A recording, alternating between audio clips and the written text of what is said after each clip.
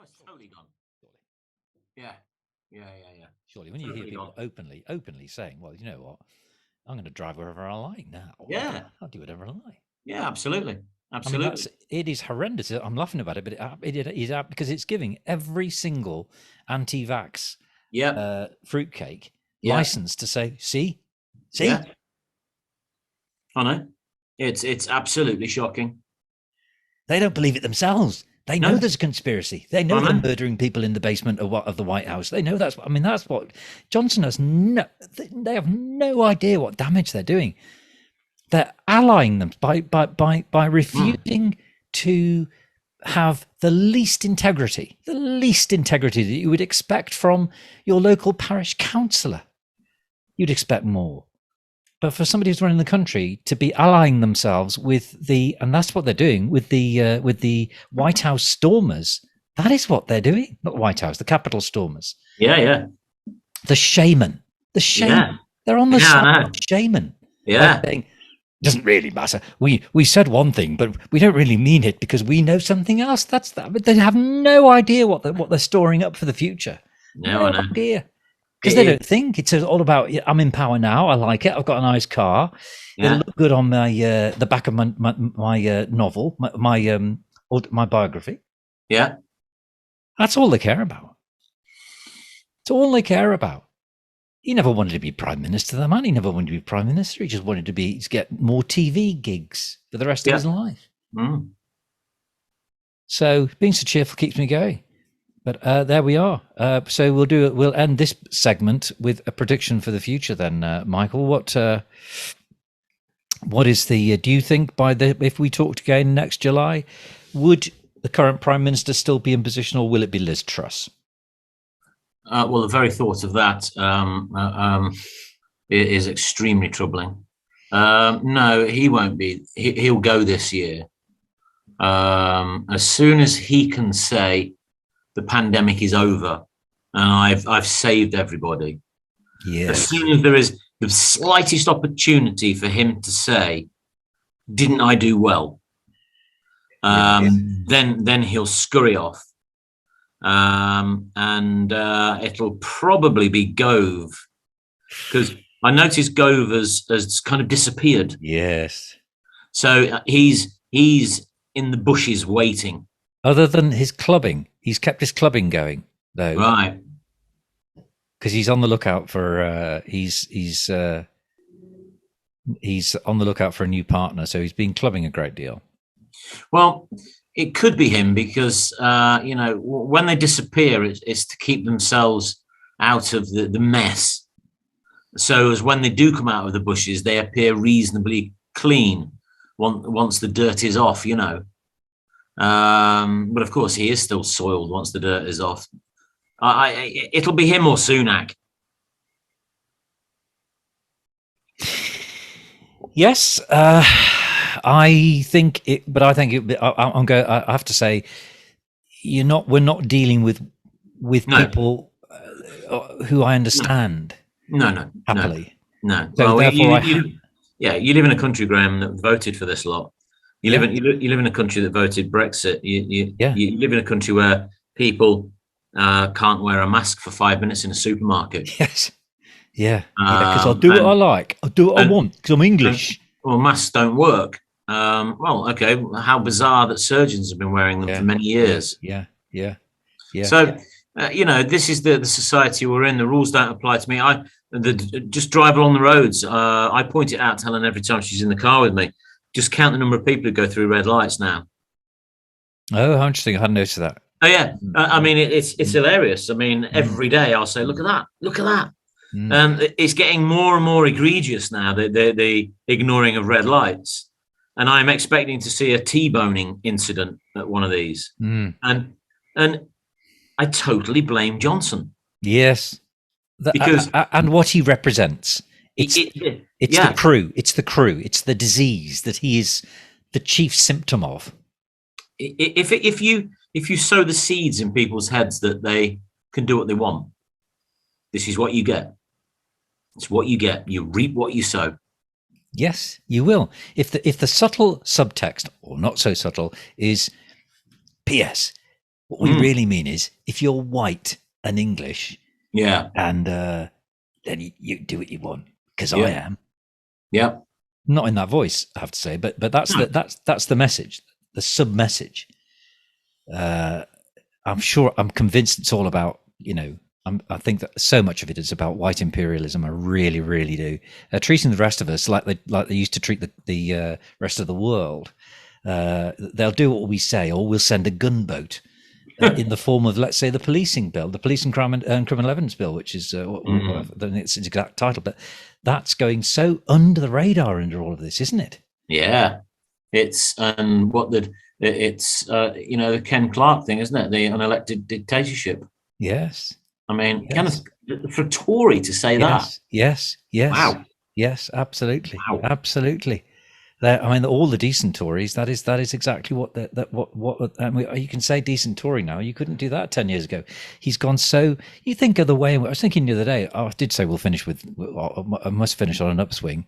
But do you remember that when he prorogued Parliament? Yeah. He's capable of anything. I mean that's almost illegal, isn't it?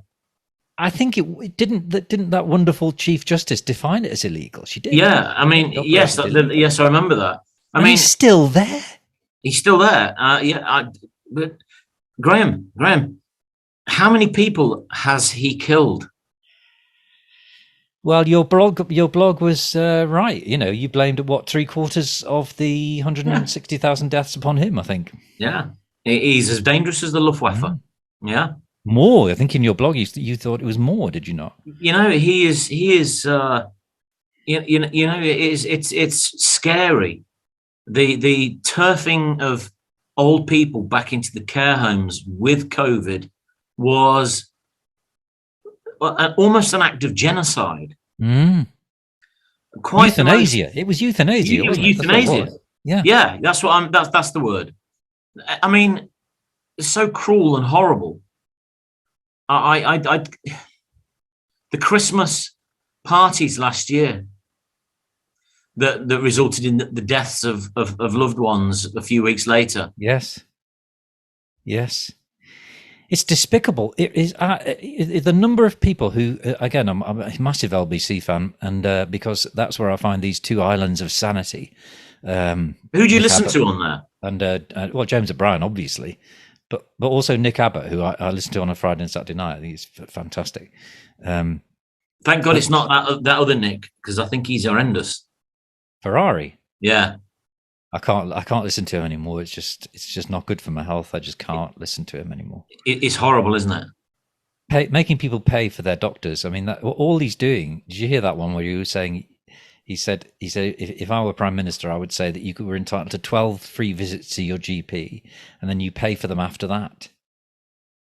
Yeah, I just find him to be profoundly repellent. But he's an outrider, isn't he? He says what he thinks, or what his friends in the Tory party are about to do next, just to test it out. Yeah. Once he's let off the safe, I do agree with them on the smart motorways. I think they're absolutely bonkers. As an idea, I think they're great, but they've never been implemented well enough. However, on the really serious, and that's not trivial, that people have died on these so-called smart motorways.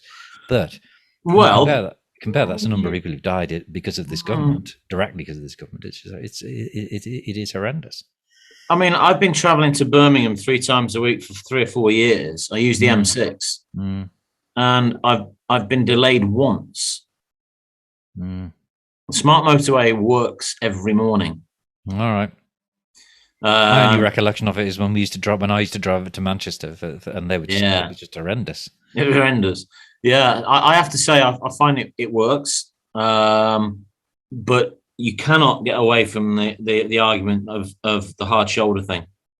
No, that is dangerous. It is dangerous, and and I don't believe it's the case in any other part of Europe. Now, my battery's got 9%, so let's finish with some upswings. Yes. Let's finish by putting on record, happy birthday to your daughter, who is yes.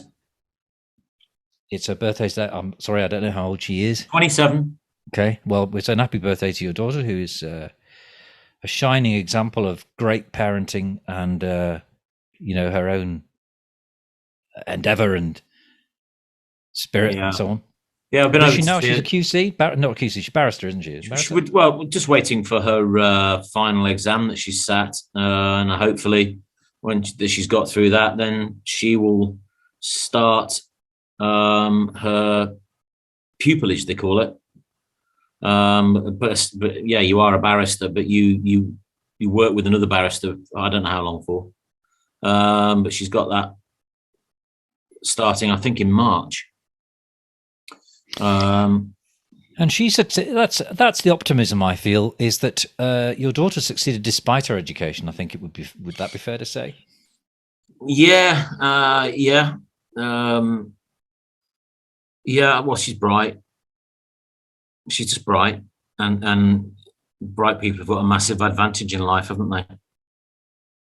Yeah, they have, providing they've got good parents. Because you were very you and Claire and your dad, of course, and Cynthia. It's that team around the child, isn't it? Yeah, I kept myself to myself with her education. Really, I just made sure she was getting the right level of marks.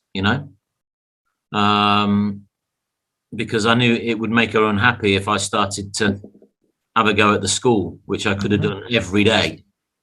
I really could have, and I did. I went up there a couple of times and was appalling.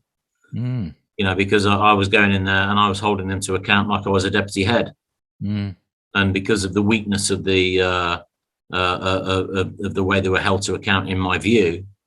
No, that's not what I mean. I was coming from a school that was